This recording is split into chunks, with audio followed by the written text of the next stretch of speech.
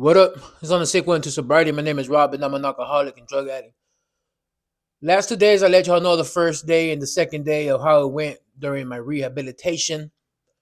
Um, but now I'm just gonna fast forward a little bit because pretty much every day was it's just repetitive, and that's just what the type of therapy that they give to you right there is repetition of having a routine of doing shit. Of just not just being stuck doing nothing like how I was when I was on drugs. You're actually doing stuff throughout the day, and they keep your days busy all day. There's always something to do.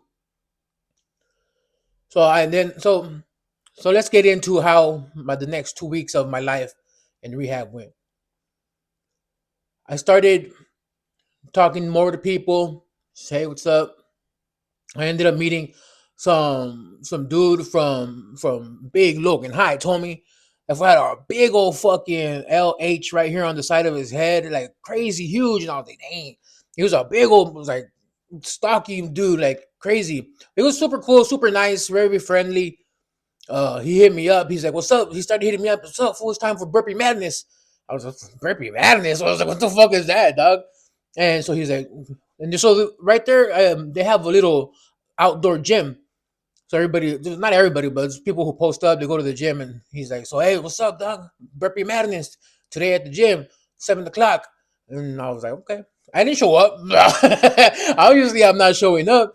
And then I see him the next day, and he's like, "Hey, what's up, fool? I thought you were gonna come." I was like, "Oh, I don't know." He's like, "But hey, come today though, for real." He's like, "Don't even trip, fool. Like, well, make sure you can handle the workout." And he's like, "I worked out in the pinta, homie's bigger than you, dog. So don't even trip." And I was like, "All right." I just said, "Fuck it, why not? I'm here. It's time for a change. Maybe I'll like it." And sure enough, it was me and the homie from Nestor that was sleeping in the same room with me, and then this dude from Logan Heights. We're posted up at that outdoor gym, and then we're just doing the rutina, dog. We're fucking doing the burpees, counting off. I couldn't do no push-ups, so I had to do the girl push-ups. Obviously, I had to get on my knees, like, and then get back up. Dude, getting up and down was a struggle enough for me. That shit was crazy. I was huffing and puffing, and then when I couldn't get up and like go down and get back up, he told me do squats. So I had to do squats, and I tried to play it off like doing squats, doing squats for the 113 count. But he's like, "Hey, fool, come on, do some more push-ups. We'll get your big ass down there." I was like, "All right." But it was cool. It's a cool motivational thing, like meeting friends like that, people who actually took an interest of what I wanted to do and how they thought that maybe if they helped me out a little bit, work out, and it was cool. It was cool motivation because it kept me going. I worked out maybe for like 3 days, yeah, and that was it for me. I started bench pressing, and I really did mess up my wrist, my fingers. Up to today, I have carpal tunnel right here. Like I have it like these three fingers are like super numb, and it's painful. Like it's a trip. I had to go to like physical therapy for it and all kinds of crazy stuff, right?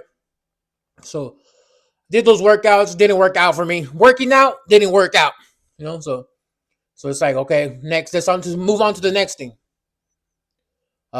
Started chopping it up with the homies that are in my room. Eventually, the dude that was from Imperial Beach that had been there the longest, the one that I kind of felt that was like still on something.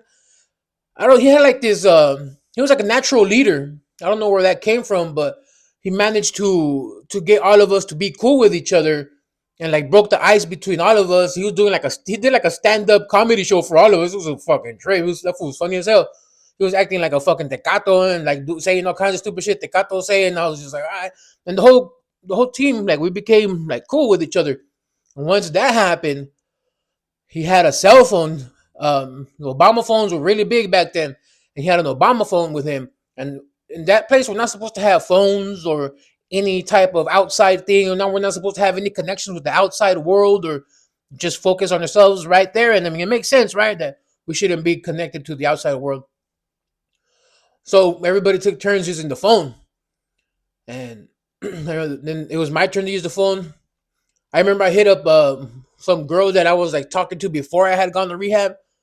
She was like my girlfriend before I went to rehab. She broke up with me because I was a tweaker and shit. It was fucked up. And then I hit up my homie, the one I used to live with in TJ, the one that left me stranded, and so I became homeless. I hit that fool up. He said, "Hey, what's up, fool? We moved into a new house, Skyle."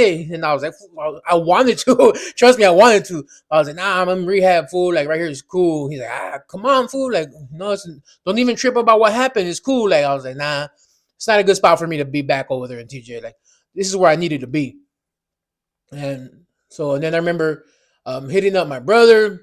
And my brother was like, yeah, we're going to go and we're gonna put some money on your account so you can have $20. You could buy cigarettes, you could buy your fucking, because right there they have little commissary. You could buy your shampoo, you could buy better body wash, better soap. Because the shit they give you is bunk status. They give you a little bitch ass toothpaste that fucking sucks. They give you a roll on deodorant that makes your armpits stink even worse. Like, and that shit gave me like a rash because I can't use the ones that are like gel, so it just even fucked me up and I was stanky. It was all bad, dog. It was all bad. And so that's just like, it's just progressing. That I'm learning the system of what to do, the meetings, going to NA meetings and figuring out what that's all about. And people talking about their feelings and people talking about themselves. And I'm just like, this fucking place sucks balls.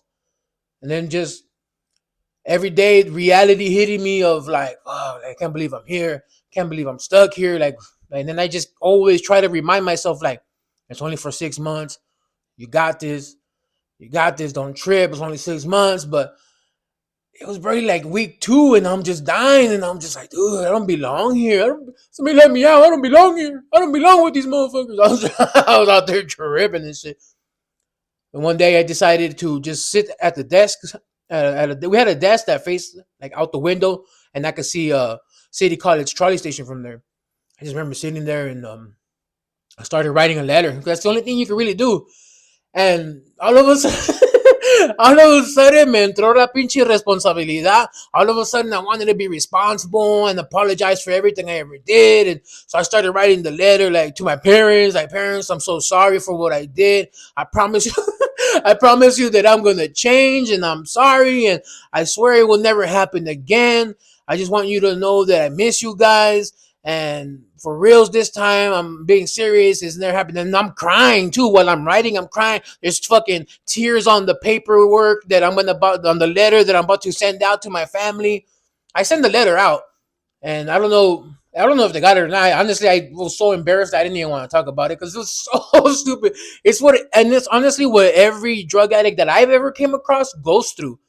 When after we're sober for a week or two, we start getting a little bit of our feelings back, and we start remembering all the fucked up shit that we did, and then voila, we want to apologize and say sorry. But I mean, how many times did I apologize to my parents? I lost count. I have no idea how many times I said sorry to them, or my words had no value in the house. And I'll never forget my dad. I'm pretty sure I've said it in another video before, but my dad told me, your word doesn't mean shit right here in this house anymore. If you really want to be sorry and you want to show us you're sorry, show us with action. And I've always kept that in my mind up to this day. If I still show people shit with action, because that's what it's all about. Action speaks louder than words. That's what I think. So anyways, I wrote that letter and send it out. And this is like the first 2 weeks. And I remember I was in there around the time of 4th of July. And I got to see fireworks, which was like tripped out because I tweaked out. I didn't care about fireworks. I never cared about celebrating the United States, you know what I mean? But I was back there looking at the fucking fireworks, enjoying them. Like, oh man, this is some sober shit to do right here. It's like little things like that, enjoying going to work, enjoying the breakfast, the dinner, just the camaraderie with the homies that are right there, just chopping it up. It's just the things that happen in the middle that are boring. That's what leads to your routine. And you're just like, but it's boring. That's the pedo, that is boring. I'm so used to having so much shit going on, or valiendo verga, being homeless, or just chaos and drama and problems and no money. And like in there, you're not worried about none of that. And that's the problem. You don't have nothing to worry about. So you're like, what's going on? Like, my brain needs to be firing on all cylinders, and it's not. So it's a big trip. It's a big difference of your mentality, your state of mind. It does like calm down. You go back into the lower gear and shit. I remember um, the game room, they had a competition for 4th of July. And whoever wins these competitions, they're going to get like gift cards to, I don't know, let's just say Starbucks and 7-Eleven. And so there was a competition for foosball. It was like a tournament. Foosball, futbolito, billiards, pool, and air hockey. Guess what your boy did? I took second place in air hockey. I was whooping everybody's ass. And I took second place in playing pool. I always loved playing pool. I used to go down there to the game room and practice all the time. Just when on my free time, I would just go in there, play a couple of rounds by myself. And but the thing is, like, when it was time for like the championship match, I got nervous. Like I knew I would get nervous and I'd fucking second guess myself, and I lost. And it happened to me in air hockey and in pool. But it was cool because on the next day after the tournament, when they were announcing, like, okay, the winner of pool is Rob. Oh, that's right. Everybody claps and shit. Todos son pendejos. Yay! I get the fucking gift card. Like, okay, and then the second place winner of air hockey. Oh, well, that's Rob again. Yeah, man. I remember I sold those gift cards to my homie that was in the bed next to me. He gave me some cigarettes and some ducats so I could buy some ice cream. It was legit. And that was just the type of life that you're in there. It's nothing exciting. There's just no excitement going on. But until I found out that the homie from Imperial Beach was on the sick one. He was still drinking and still using. And when I found that out, the whole fucking game changed, dog. It became a whole different world in that place. And I'm going to get into it soon.